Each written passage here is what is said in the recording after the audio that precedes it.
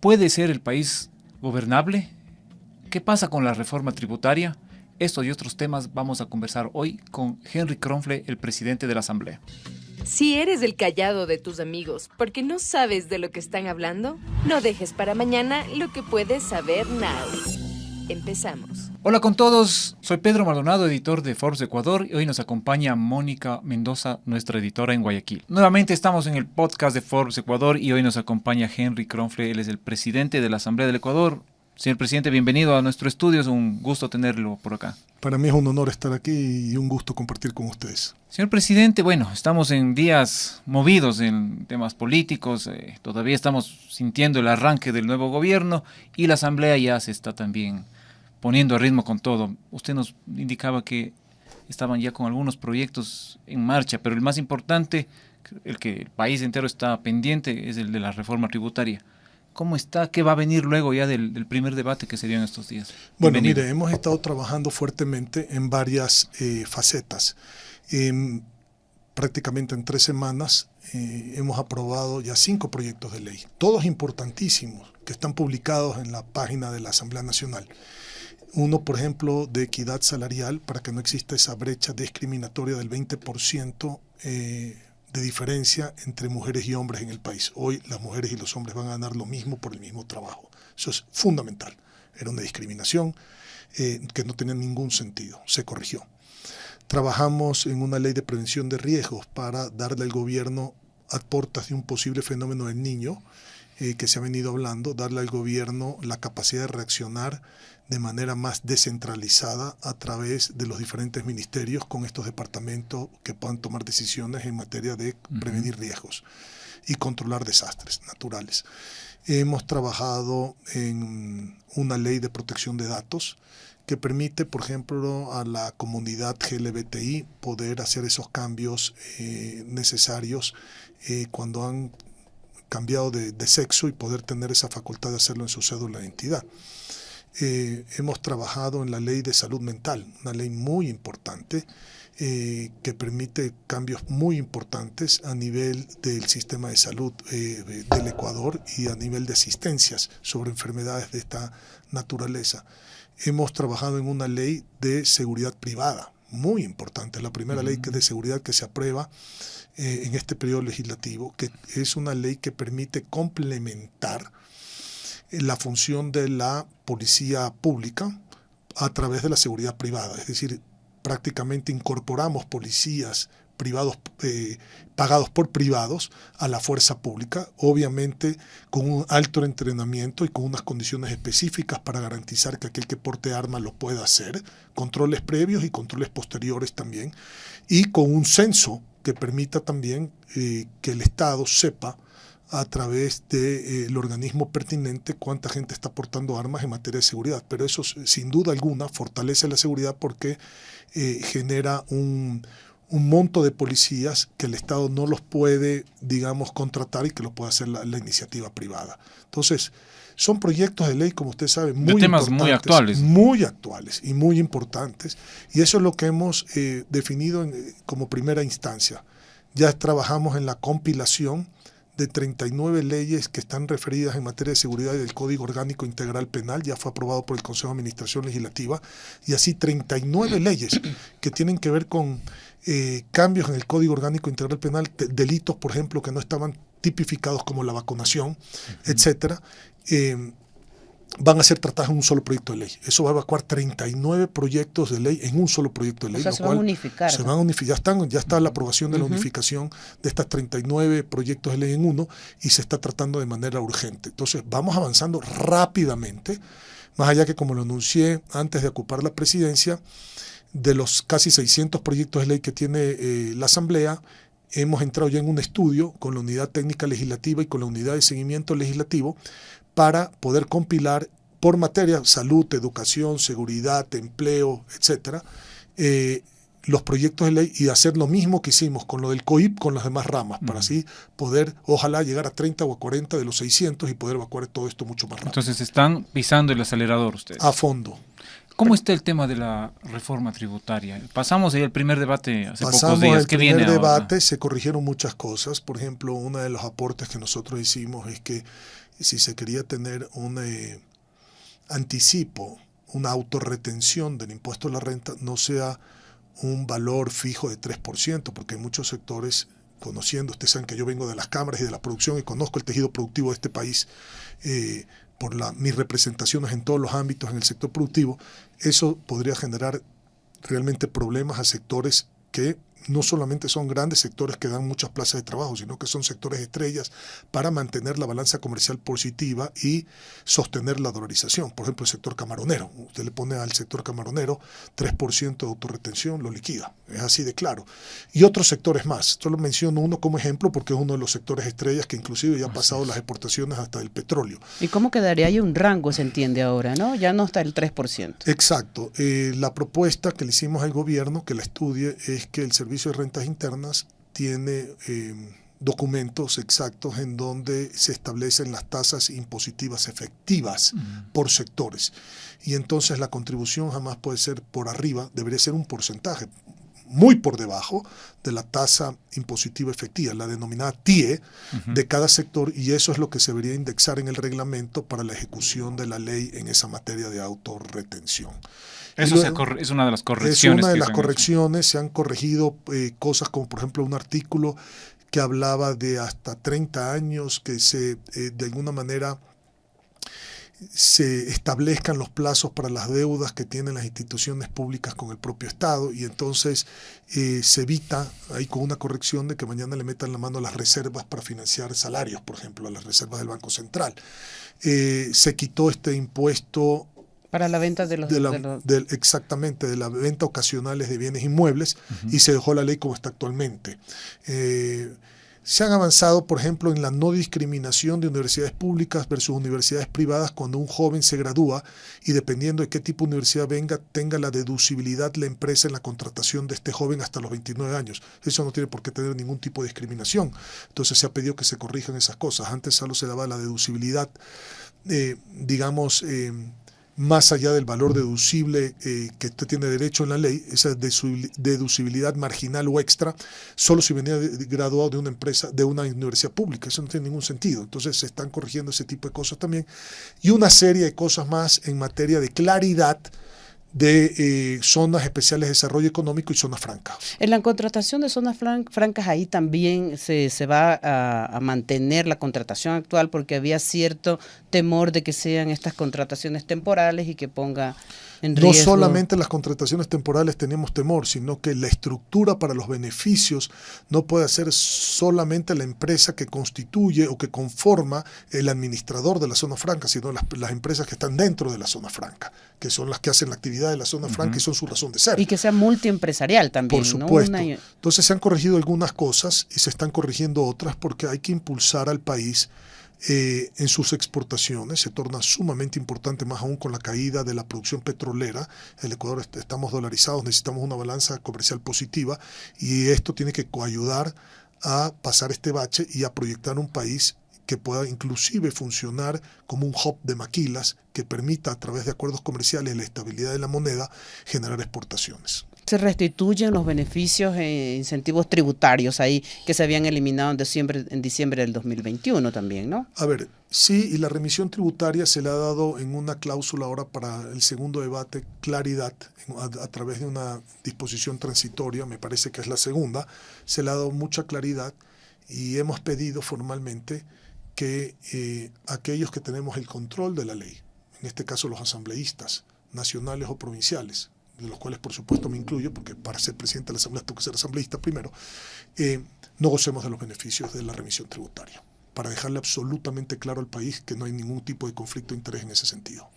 El tiempo apremia, presidente. Pregunto, digamos, el riesgo país ayer subió a 2.141 puntos, no sé cómo es el cronograma de aquí en adelante para avanzar en el tratamiento de esta reforma tributaria. El cronograma es que se va a votar el próximo martes. Se va a votar ya el informe, nos debe de llegar de la Comisión de Desarrollo Productivo hoy, mañana o máximo hasta el domingo determina la ley, y la votación se va a hacer 48 horas después, es decir, el día martes esto tendrá que estar plasmado en la convocatoria al Pleno de la Asamblea Nacional. Presidente, en el tema de la construcción había la preocupación de la devolución del IVA, porque el sector dice hay algunos sectores que no se han beneficiado con esto o que el Estado tarda en la devolución del IVA. Claro. ¿Cómo queda este tema? Todavía no se ha cerrado eso porque todavía no hay un informe, digamos, cerrado. El segundo debate está en discusión en este momento en la comisión. Tengo que ser súper respetuoso de aquellos actores que van a ir a la comisión justamente llamados a dar los puntos de vista al respecto, pero le puedo dar una opinión mía personal.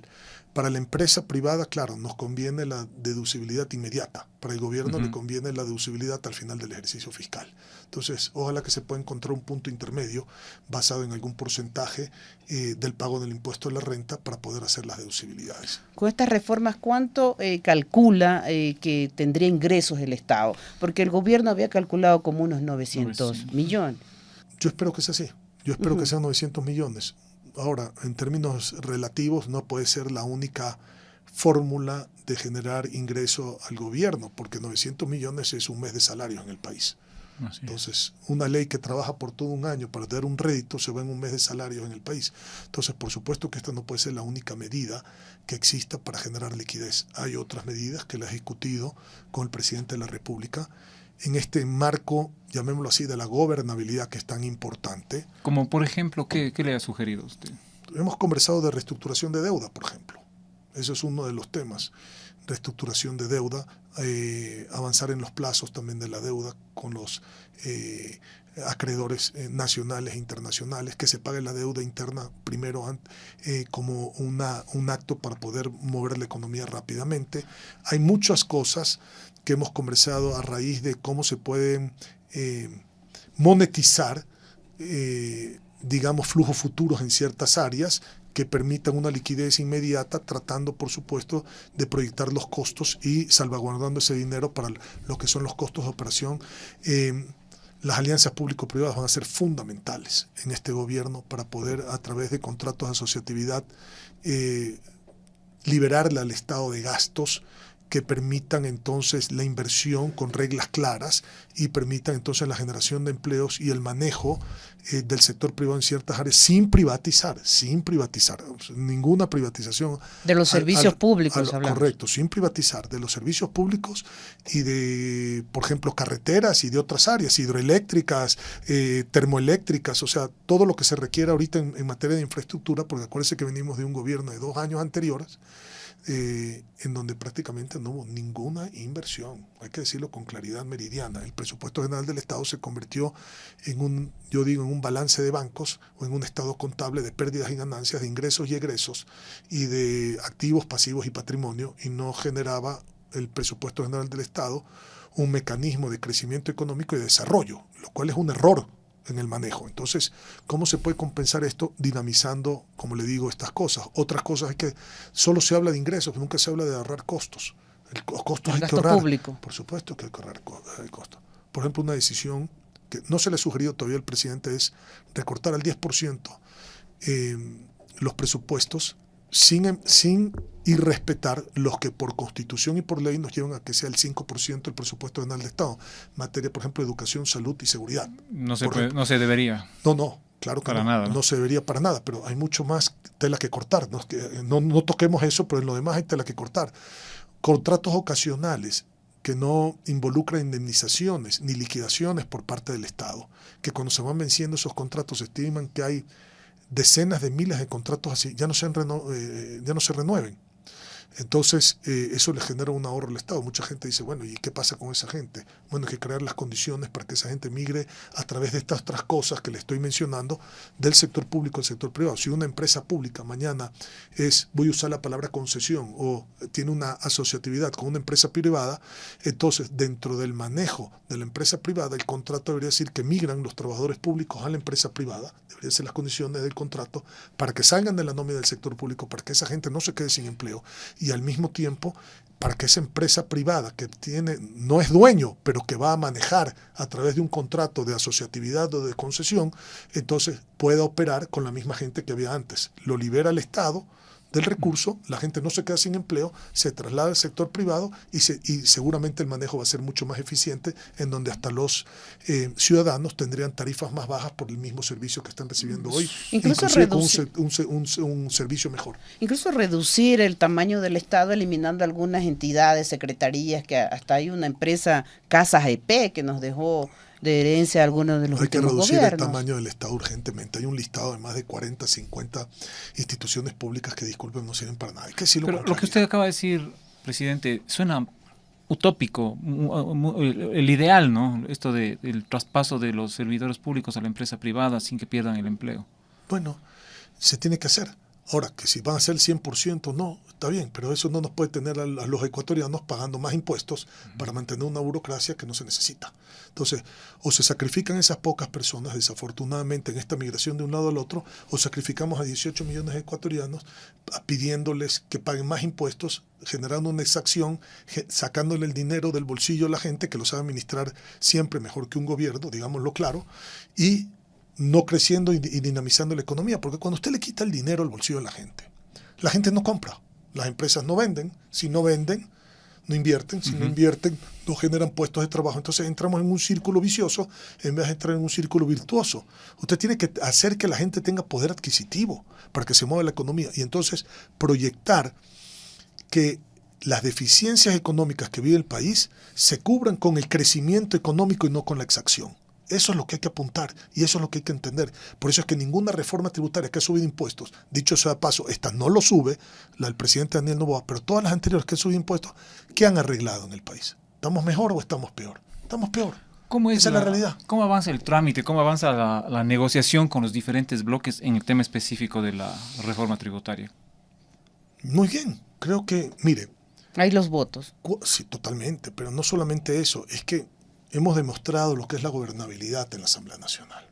Más allá de cualquier pronóstico, discúlpeme, de algunos sabios que dicen saber más que los que hemos hecho un acuerdo por la mayoría. Entonces, se lo digo con absoluta franqueza. Entonces, cuando usted aprueba 5 leyes en este tiempo récord, leyes todas importantísimas y necesarias y urgentes para el pueblo ecuatoriano, y todas las aprueba con más de 100 votos, 110, 120, unanimidad ayer en la ley de salud mental, ¿qué le indica eso? Que hay una suerte de entendimiento que la Asamblea Nacional está trabajando y haciendo sus esfuerzos para buscar coincidencias más allá de respetar sus discrepancias. ¿Confía entonces que estas coincidencias se mantengan en la reforma tributaria? Yo estoy confiado. Sé que hay grupos por ejemplo, Construye ha anunciado que ellos no van a votar por la ley. Pero no van a votar por la ley inicialmente porque creían que había un conflicto entre los que hacen la ley y los que van a beneficiarse por la ley. Por eso es que con esta transitoria segunda, que entiendo se va a incorporar ahora, dejamos claro que ni el presidente de la República, ni el presidente de la Asamblea, ni los asambleístas van a tener ningún efecto en cuestión de poder, no están prohibidos, llamémoslo así, de que poder acogerse a esa reforma tributaria justamente para evitar el conflicto y darle transparencia al país. Algo que antes no se hizo. Recuerden ustedes qué pasó con la ley tributaria del señor Lasso. La ley tributaria del señor Lasso pasó por el Ministerio de la Ley. En el 2021. Pasó por el Ministerio de la Ley en un acuerdo. Recuerden ustedes quién salió de la cárcel y qué es lo que pasó.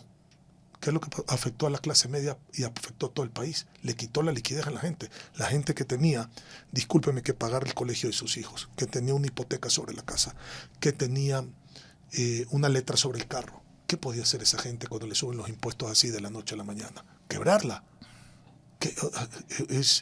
Es algo inviable, inhumano, discúlpeme que se lo diga. El país ya no está para eso. Presidente, ¿cuál es la siguiente ley? El gobierno había anunciado también proyecto energético para salir de la crisis actual. ¿Usted se refiere a la siguiente ley económica? La siguiente ley económica urgente del gobierno. La siguiente ley es materia energética. Esa va a ser la siguiente ley económica urgente, que si esto se resuelve el martes, espero sinceramente que el presidente la mande el miércoles, porque esa es la velocidad que estamos trabajando. De reforma tributaria a una ley energética. Sí, señor, con carácter económico urgente. Si nosotros resolvemos esto el martes, que es lo más rápido que lo podemos resolver ahora, porque créanmelo, ustedes ven que la Asamblea está con el acelerador a fondo. Si nosotros podemos resolver esto el día martes, votar el día martes, yo espero, y lo digo con toda claridad, y entiendo que así va a ser, que el presidente va a enviar la ley energética económica urgente el miércoles. ¿Por dónde iría esta ley? ¿Conoce algo? No conozco el texto. No sé. Lo que le diría es por dónde iría en la Asamblea Nacional. Primero hay que presentar el informe de la Unidad Técnica Legislativa, hacerla aprobar por el Consejo de Administración Legislativa y enviarla a la comisión pertinente. ¿Cómo mira con este empuje, con esta aceleración en la que nos está explicando, señor presidente, para el 2024, hacia dónde le quiere llevar a la Asamblea? A ciudadanizarla, a resolver los problemas de la gente, a hacer la asamblea en las universidades, a hacer la asamblea en los colegios, a llamar a los colegios que vengan, a que se restituyan los símbolos de la Asamblea Nacional, entre ellos el cambio de guardia que también tiene la Asamblea Nacional de la escolta legislativa, que es algo que la ciudadanía lo va a apreciar, en ir más a territorio y menos estar encerrado en un pleno de 4 paredes oscuras y grises, aislados de las necesidades del pueblo. Me hace acuerdo a un anterior presidente que también se acercaba mucho hacía mucho acercamiento, digamos, con la gente. ¿Es algo parecido a la idea? ¿A quién? Al presidente Correa, que también llevaba... No sé, pues creo que el presidente Correa tiene un margen de popularidad que ha demostrado en las elecciones por algo, más allá que yo pienso completamente distinto en materia ideológica y no comparto muchos conceptos con él ni con la Revolución Ciudadana. De todas maneras, acercarle a la Asamblea a la gente. Es que el político no puede ser una persona que está para mandar, para aislarse. El político tiene que estar para servir, para estar con la gente, para entender. ¿Por qué nosotros tenemos que llamar a la gente que venga aquí toda la Asamblea Nacional a decirnos cuáles son sus problemas y no ir nosotros en un país que está convulsionado económicamente, que tiene una inseguridad tremenda? ¿Por qué no vamos nosotros a los territorios a escuchar a la gente? Para eso vamos a restituir las casas legislativas que están cerradas por la disolución de la Asamblea y que tiene 1000 líos de todo tipo contractuales y hasta de desalojos que tenemos que recuperarlas. Y he ayer aprobado en el Consejo de Administración Legislativo con los otros 6 miembros, porque somos 7 en el CAL, que nos autoricen para hacer todas las gestiones para reabrir las casas legislativas y poderlas tener operando en enero. Mejorar la reputación de la Asamblea. No solamente la reputación, es que dé resultados. Si esto no se trata de que la reputación es consecuencia de usted dar los resultados y resolver los problemas a la gente. Pero si solamente va a haber bla, bla, bla, si solamente va a haber, discúlpeme, flores entre unos y entre otros asambleístas, y se aísla de la problemática nacional y no resuelve, peor aún, los problemas urgentes de la gente, entonces los resultados van a ser muy malos, porque es la consecuencia de sus acciones. Aquí vamos a ir directo a la gente, en territorio, con una agenda concreta, ciudadanizando la Asamblea, con las casas legislativas y haciendo responsabilidad social. La responsabilidad social, entiéndase, empieza donde termina la ley. Es decir, la Asamblea tiene que dar mucho más de lo que, para lo que existe. Tiene que dar mucho más de su función, mucho más al pueblo ecuatoriano. Y eso lo vamos a lograr. Presidente, usted hablaba del asunto de las 39 leyes que se van a unificar en uno de los temas urgentes, que es seguridad. ¿Eso para cuándo estaría lista esta ley? No, ya está a la Comisión de Justicia, se fue el proyecto unificado y ahora tiene sus tiempos en el trámite, pero ya comenzaron el tratamiento. Ahora hay que ver cómo lo podemos evacuar lo más rápido posible para llevarlo al Pleno a segundo debate y votarlo. ¿Cuándo más o menos calcula usted? Es que eso ahorita en este momento no le puedo contestar porque no sé cuánto se ha avanzado en el marco de la Comisión de Justicia, porque por supuesto no es la única ley, había un tratamiento antes que se haga esto, pero esto es una prioridad y todos lo entendemos así. Mire, los 4 ejes prioritarios, esto es importante porque no me lo he preguntado. Salud, educación, generación de empleo y seguridad. Esos son los 4 ejes prioritarios. Vamos a dar un espacio en la agenda legislativa para otras cosas. Los 5 proyectos insignia, bandera, prioritarios para cada organización política. Hay que dejar un espacio para eso. ¿Qué otro espacio hay que dar? Las cosas que vengan coyunturales. Hay que tratar muchos asuntos que son coyunturales en la Asamblea, ¿no? Por ejemplo, fenómeno del niño. Por eso nos apresuramos a tener esta ley de prevención de riesgo. Y habrán otras cosas que surjan en el camino. Entonces siempre hay que dar un espacio para las cosas que van surgiendo. En materia de fiscalización también. En materia de fiscalización se hace en paralelo. Cuidado, porque no es que mientras se legisla no se fiscaliza. Fiscalización y legislación van en paralelo. Logramos en la Comisión de Fiscalización, primero que ya entienda la Comisión de Fiscalización cuáles son los juicios políticos que se tenía que entender. El orden. Y segundo, por supuesto, dentro de ese orden hay depuraciones que ya no dependen de la Asamblea Nacional. Le pongo un par de ejemplos para que usted me entienda con claridad. Recibimos carta del Procurador General del Estado que el juicio político del Consejo Nacional Electoral ya no era procedente porque entramos en un periodo electoral. Usted no puede enjuiciar políticamente en periodo electoral porque se convierte en la máxima autoridad, la autoridad electoral. no se puede, hay que suspenderlo. No es que se va a desechar, pero hay que suspenderlo. No se puede tratar. Pronunciamiento del Procurador General del Estado, que hay que respetarlo, es vinculante. Segundo, el juicio, por ejemplo, de Patricio Carrillo y Diego Ordóñez. Ese juicio político, los interpelantes, es decir, los ponentes del juicio, después de que hubo una acción de protección porque aparentemente cuando se presentó cumplía con los requisitos, pero después hubo retiro de firmas de gente post presentado, y entonces la Comisión de Fiscalización tiene que revisar los requisitos, porque yo puedo calificar en el Consejo de Administración Legislativa por forma, hay las 35 firmas, pero de repente llega la comisión y resulta que recibimos alcance de gente que retira las firmas, entonces hay un segundo control en la Comisión de Fiscalización. Al no cumplirse los requisitos, pusieron una acción de protección que se ganó, pero no contra la Asamblea, sino contra los requisitos. Y los interpelantes decidieron retirar la firma después de la acción de protección. Entonces se quedó, así como cuando usted va a un juzgado y pone una demanda y después usted la retira, usted tiene el derecho a retirarla. Pasó lo mismo en este juicio. Tampoco se puede tratar. Y así sucesivamente hasta que hoy hemos logrado definir, y va a estar en el pleno el próximo lunes, que son 4 juicios políticos previos al juicio político de la fiscal general, después vendrá el de la fiscal general y después el del presidente del Consejo de la Judicatura.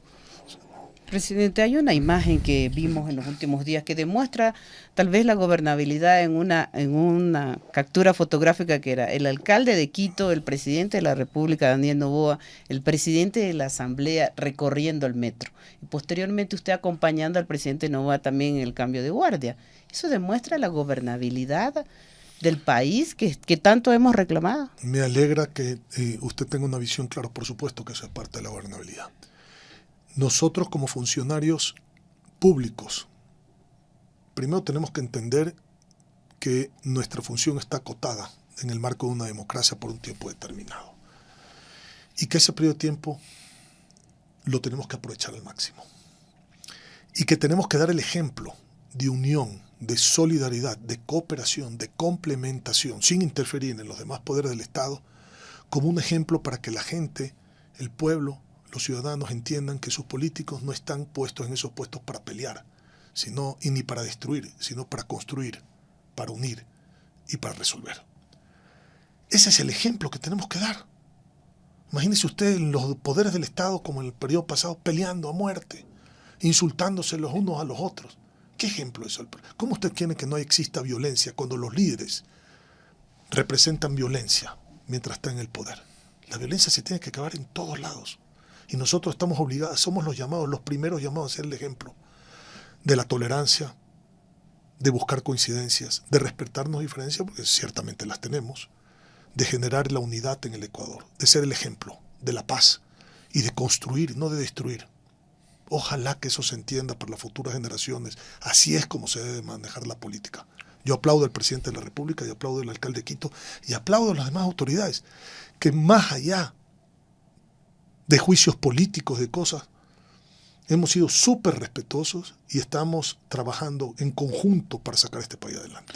Presidente, para terminar, ¿cómo mira al Partido Social Cristiano de aquí en el futuro, de aquí en adelante? Con mucho optimismo. Y le voy a decir por qué. Porque es una organización sólida, muy bien estructurada, con una dirigencia muy buena, pero sobre todo con una escuela de formación política a los jóvenes, que estamos graduando cientos y ahora miles de jóvenes, con principios, con valores, con cultura, con lo que debe de ser el desarrollo de un país basado en una economía social de mercado, sin egoísmos. Y esos son los jóvenes que están graduados, recién acabamos de graduar una nueva camada de jóvenes. El próximo año podremos estar graduando entre 1.000 y 1.500 jóvenes, el siguiente más de 2.500 jóvenes. Entonces, cuando usted genera un relevo institucional y generacional en el marco de un partido político, no a dedo, no porque un líder máximo señala a otro como sucesor, sino a través del mérito, a través de ese esfuerzo para crecer dentro del partido político, cuyo premio de estos graduados es justamente ocupar puestos públicos, por ejemplo, de elección popular, como algunos de ellos corrieron para las listas de asambleístas. Entonces, eso es súper importante, porque entonces la renovación partidista no se hace sin méritos y a dedo. Ya eso es con miras al 2025, presidente. Sí, claro, pero no solamente con miras, con la miras a la construcción a un país democrático, porque los partidos políticos son factores fundamentales para lograr la democracia en un país. Entonces, es una forma de fortalecer la democracia, es una forma de formar a la juventud, de darle educación, que para mí es el pilar fundamental en el marco de una sociedad. La educación y la buena política pública, donde están los factores de seguridad, salud, etcétera, transparencia, rendición de cuentas, lucha contra la corrupción, etcétera. Pero el pilar de la educación yo lo manejo aparte. Y ese pilar de la educación, que exista un partido político como el Partido Social Cristiano que forme a estos nuevos líderes del Ecuador, genera fe. Y eso es muy importante, la fe nunca se puede perder. Y cambio y desarrollo. Por supuesto, y positivo, porque el cambio puede ser negativo o positivo, en este caso es un cambio positivo.